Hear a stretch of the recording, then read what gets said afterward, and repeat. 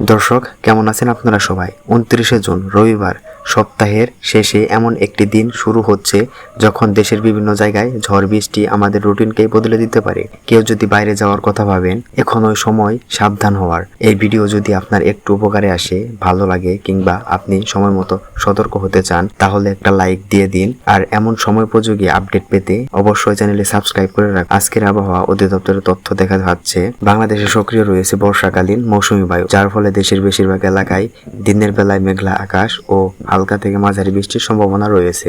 ঢাকা ও তার আশেপাশের অঞ্চলগুলো সকালটা একটু রোদ নিয়ে শুরু হলেও বেলা বাড়ার সঙ্গে সঙ্গে আকাশটা কালো হয়ে যেতে পারে।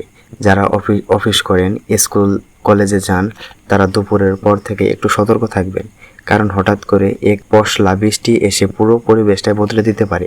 রাস্তাঘাটে পানি জমার প্রবণতা থাকবে, বিশেষ করে ঢাকার নিম্নাঞ্চলে যেমন মালিবাগ, মিরপুর, পাড্ডা এই এলাকাগুলোতে ট্রাফিক জ্যাম তৈরি হওয়ার সম্ভাবনা সবচেয়ে বেশি। তাই ছাতা তো রাখবেনই, সঙ্গে মানসিক প্রস্তুতিও রাখবেন, একটু দেরি হতেই পারে গন্তব্যে পৌঁছাতে। চট্টগ্রাম ও কক্সবাজার উপকূল এই এলাকায় বৃষ্টি মানে একটা প্রাকৃতিক সুর, সমুদ্রের গর্জন, হাওয়ার হাহাকার।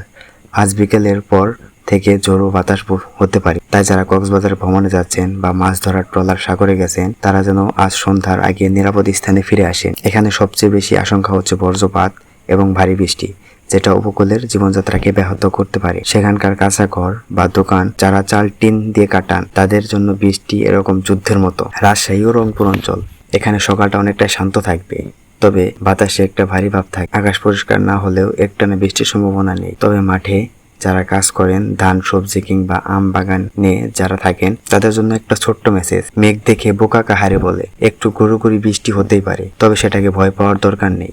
বরং এই পানিটাই ফসলের জন্য হতে পারে একটা আশীর্বাদ। শুধু লক্ষ্য রাখবেন বজ্রপাত যেন আশেপাশে কোথাও না হয়। এখন চলে আসি আমরা সিলেটের দিকে। সিলেট ও চট্টগ্রামে এই দুই অঞ্চলে বরাবর প্রাকৃতিক সৌন্দর্যে ভরপুর, কিন্তু সেই সৌন্দর্যের মাঝেও আছে বিপদের ছায়া।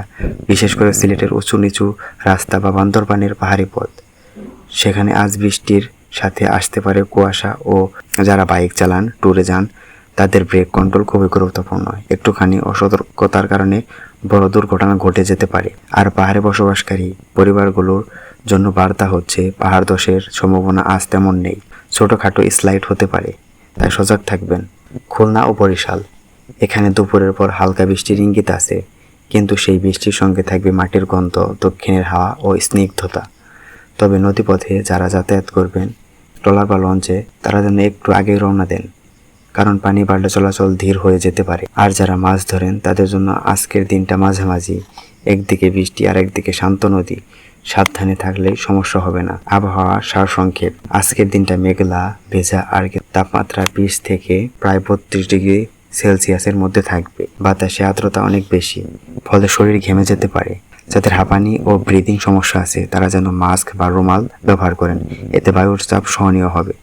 শেষ কথা, আকাশের রং যতই বদলাক, আগে জানলে জীবন সহজ হয়।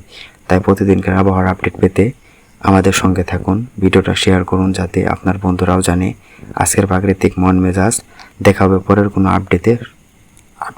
আপডেটে। সুস্থ থাকবেন, নিরাপদে থাকবেন। ধন্যবাদ, ভালো থাকবেন।